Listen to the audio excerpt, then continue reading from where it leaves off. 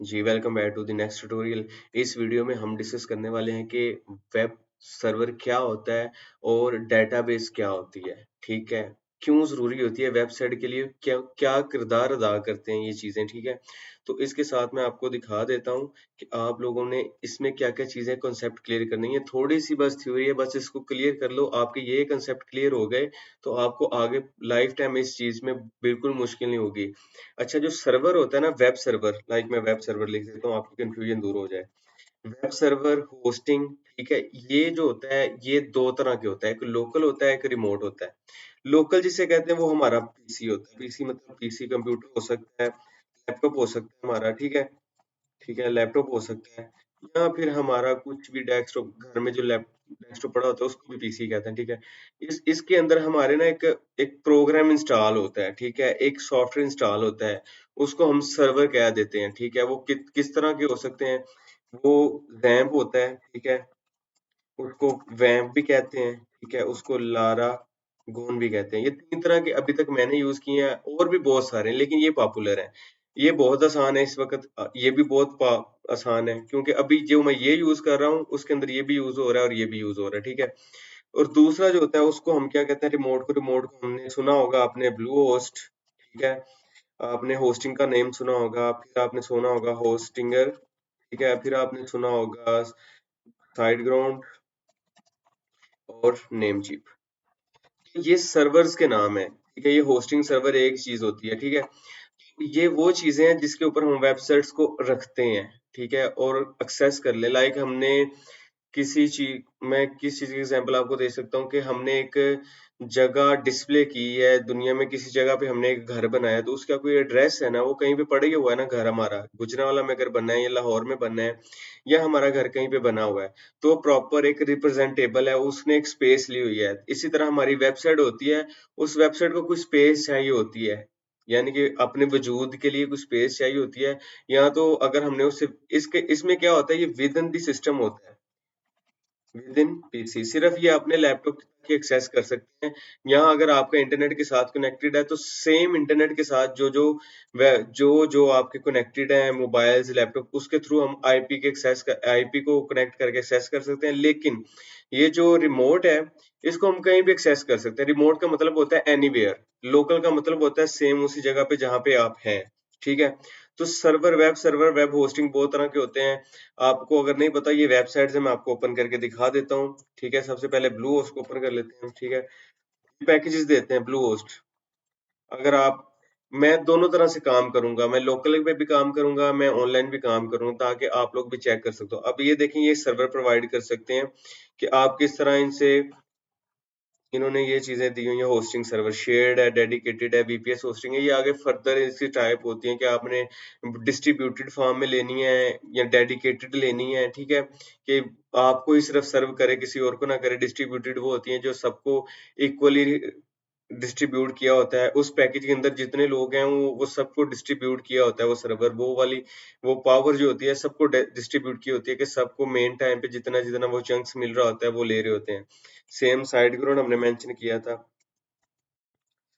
ये होते हैं वेबसाइट को होस्ट करने के लिए साइड साइड ग्राउंड का सर्वर है इसी तरह नेम चीप है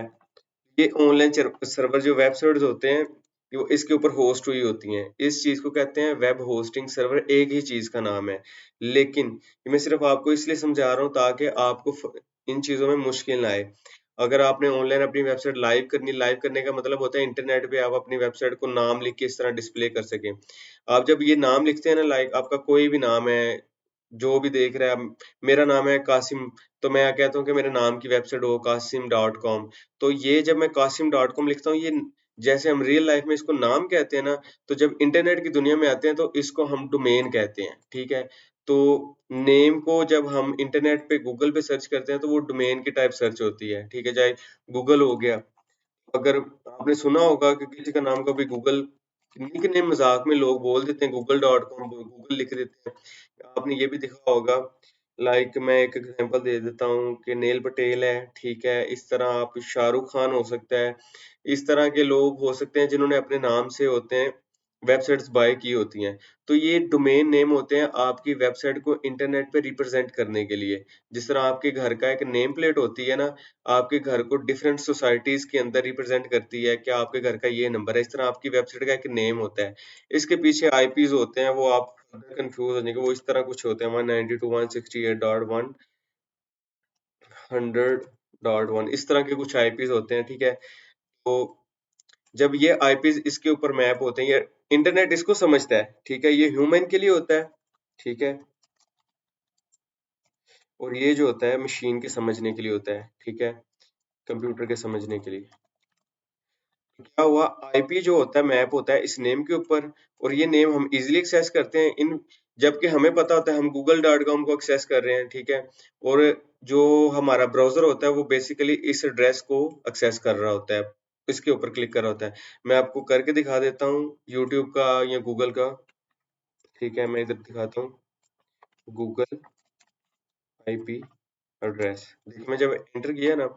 उसने मुझे एड्रेस दिया ये देखें ये इसके 3 4 ये 4 डिजिट्स हैं ये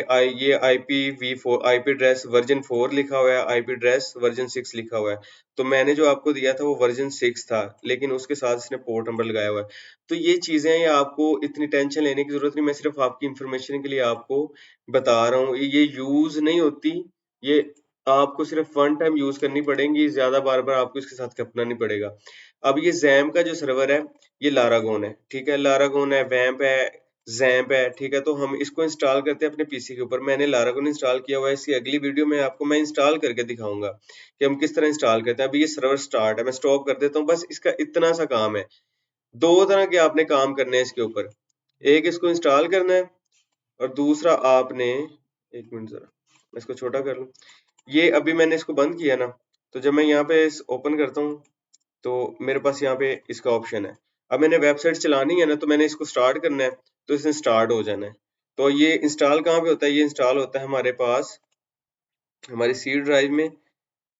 ड्राइव में इसका फोल्डर बनता है जाके लारागोन के नाम से इसके अंदर हमारी www की फोल्डर आता है और इसके अंदर सारी वेबसाइट पड़ी होती हैं जो हमने बनाई होती हैं ये जो भी मैंने वेबसाइट बनाई है वो इसके अंदर पड़ी हुई हैं ठीक है तो इसको हम एक्सेस करते हैं लोकल होस्ट के साथ मैं आपको एक्सेस भी करके सिखाता हूँ जैसे कि हमने सिर्फ इसको लोकल होस्ट लिखना होता है तो ये इसको एक्सेस कर लेता है ऑटोमेटिकली ठीक है ये लारागोन आ गया सेम उसी ब्राउजर के ऊपर मैंने लिखा है लोकल होस्ट जैसे ही मैं इसको बंद करूंगा देखें स्टॉप करता हूँ और मैं इसको दोबारा रिफ्रेश करता हूँ एंटर करता हूँ तो वो बोलेगा कि आपने अभी तक इसको बंद नहीं किया जैसे ये स्टार्ट का ऑप्शन आता है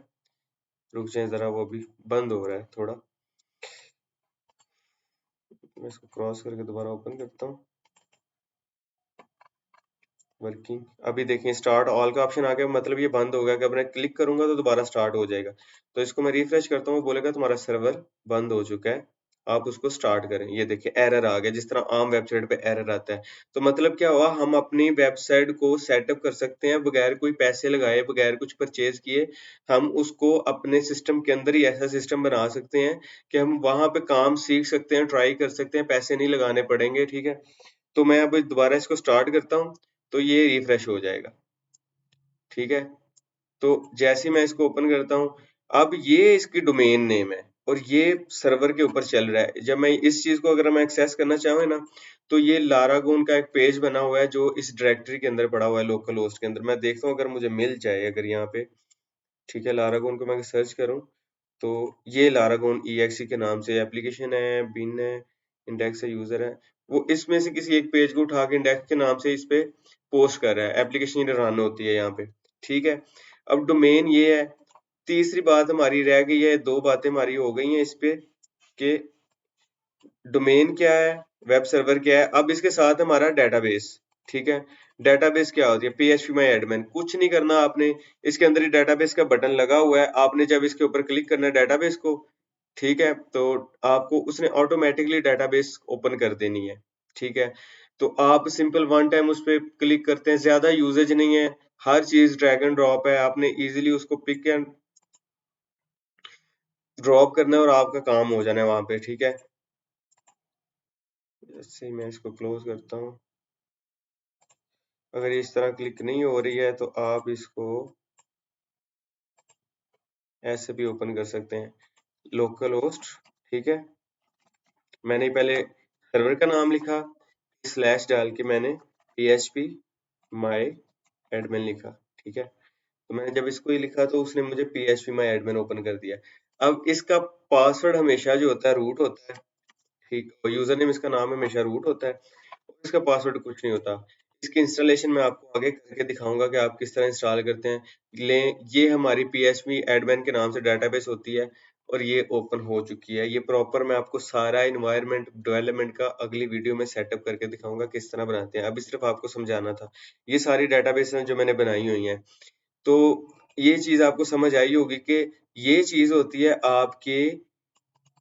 वेबसाइट रखने के लिए, ठीक है। ये चीज होती है वेबसाइट का डाटा रखने के लिए, और ये चीज होती है आपकी वेबसाइट को देखने के लिए, नाम होता है आपकी वेबसाइट का इंटरनेट के ऊपर, ठीक है। तो ये जो चीजें हैं ना, ये आपको समझ आई होंगी मेरे ख्याल में। तो अगर आपको